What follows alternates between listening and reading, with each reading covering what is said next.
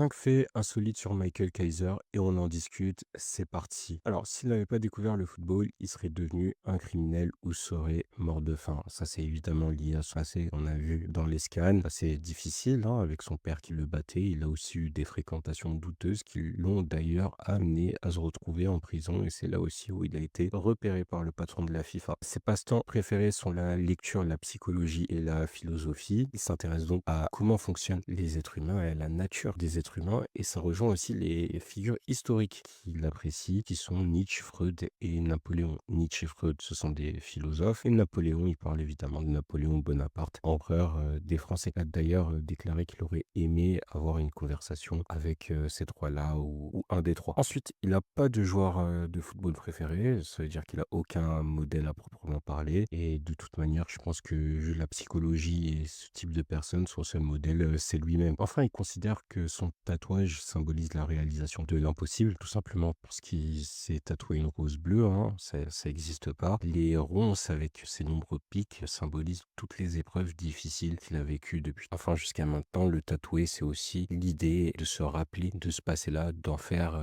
une source de force et de courage pour lui.